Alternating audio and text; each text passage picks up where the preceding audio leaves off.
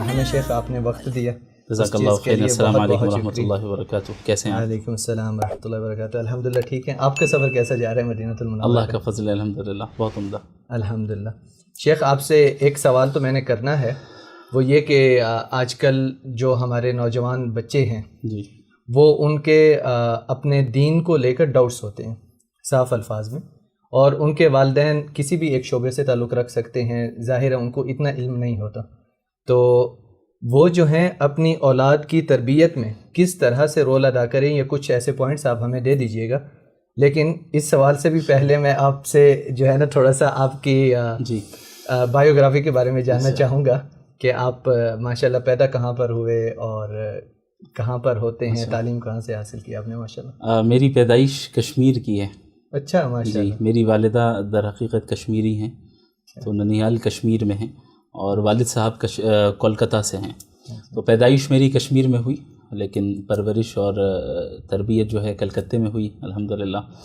تو ابتدائی تعلیم بھی کلکتے شہر میں ہوئی. حفظ میں نے گھر میں ہی کیا، اور عالمیت کی جو ابتدائی تعلیم ہے اس کو بھی میں نے گھر میں ہی کیا مکمل. 2 اساتذہ کرام میرے تھے جو تشریف لایا کرتے تھے، اور بڑی محنت کی انہوں نے میرے اوپر. حفظ بھی کرایا اور عالمیت کی ابتدائی تعلیم بھی گھر میں کرائی.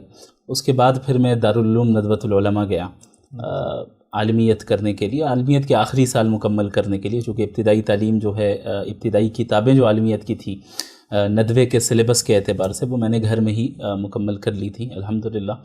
پھر ندوۃ العلماء جو لکھنؤ میں ہے، وہاں پر ایگزام دے کر میں نے سیکنڈ لاسٹ ایئر میں ایڈمیشن لیا، جسے ہم عالیہ ثالثہ کہتے ہیں. تو 2 سال الحمدللہ وہاں ندوۃ العلماء میں پڑھ کر عالمیت میں نے مکمل کی، اور پھر وہیں پر تعلیم جاری رکھی. اور 2 سال پھر میں نے اسپیشلائزیشن کی ہے تفسیر اور علوم القرآن میں، اور پھر اس کے بعد تدریب افتاح جو ہے وہ بھی میں نے وہیں دارالعلوم ندوۃ العلماء سے مکمل کیا. پھر اس کے بعد الحمدللہ کولکتہ شہر میں ہی کام کرتا رہا. دینی جو بھی خدمات ٹوٹی پھوٹی کر سکتا ہوں کوشش کی میں نے، اللہ کے فضل سے وہ چیزیں ہوتی رہیں. مرکز الوحیین کے نام سے میں نے اپنا ایک آن لائن انسٹیٹیوشن اسٹیبلش کیا، جس میں اب تک الحمدللہ کئی اسٹوڈنٹس استفادہ کر چکے ہیں آل اوور ورلڈ، چونکہ آن لائن ہے الحمدللہ، ہمارے ورک شاپس کے ذریعے، ہمارے کورسز کے ذریعے، اور ابھی بھی کر رہے ہیں اللہ رب العالمین کے فضل سے. پھر اس کے بعد میں نے ابھی 2024 میں ریسنٹلی وحیین فاؤنڈیشن کو اسٹیبلش کیا کولکتہ شہر میں. مرکز الوحیین یہ ایک آن لائن انسٹیٹیوشن الگ ہے. وحیین فاؤنڈیشن یہ دراصل اسلامک چیریٹیبل ٹرسٹ ہے، جہاں پر ہم تعلیم میں بھی کام کر رہے ہیں، اور نان پروفٹ ٹرسٹ ہے. سوشل ورک بھی کر رہے ہیں، بعض مسجدوں کی جو ہے ذمہ داریاں اور مینجمنٹ بھی سنبھال رہے ہیں، اور بھی کئی ساری ایکٹیویٹیز ہیں الحمدللہ. اسی کے تحت وحیین انٹرنیشنل اسکول کو بھی ہم نے کولکتہ شہر میں اسٹیبلش کیا، جہاں ہمارا مقصد یہی ہے کہ ماڈرن ایجوکیشن کو ویسٹرن پیراڈائم سے نکال کر ہم کیسے اسلامک پیراڈائم کے تحت پڑھائیں.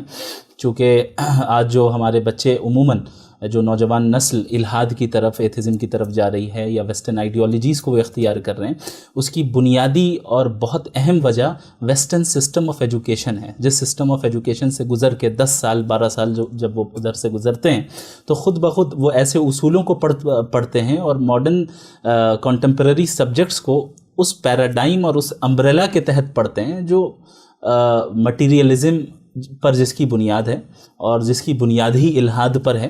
نتیجہ یہ نکلتا ہے کہ خود بخود ہمارے نوجوانوں کے اندر الگ الگ جو ہے ڈاؤٹس آنے لگتے ہیں. تو وحیین انٹرنیشنل اسکول کا مقصد ہمارا یہ ہے کہ ہم ماڈرن ایجوکیشن کو بھی اسلامک پیراڈائم کے تحت ڈھال کر پڑھائیں. چونکہ ظاہر ہے اسلام سائنس کو پڑھنے سے نہیں روکتا، اسلام ان تمام سبجیکٹس کو پڑھنے کی ترغیب دیتا ہے جس سے اس امت مسلمہ کو کسی بھی اعتبار سے نفع پہنچے. تو اس میدان میں ہمیں بھی آگے ہونا ہے، لیکن بشرط یہ کہ ہم کتاب و سنت کی روشنی میں آگے بڑھتے چلے جائیں، اور اللہ کے نبی صلی اللہ علیہ وسلم کی تعلیمات کے مطابق.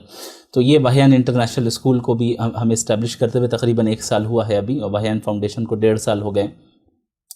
اور اس وقت فی الحال میں انٹرنیشنل اسلامک یونیورسٹی ملیشیا میں قرآن اینڈ سنت ڈپارٹمنٹ میں PhD کر رہا ہوں الحمدللہ.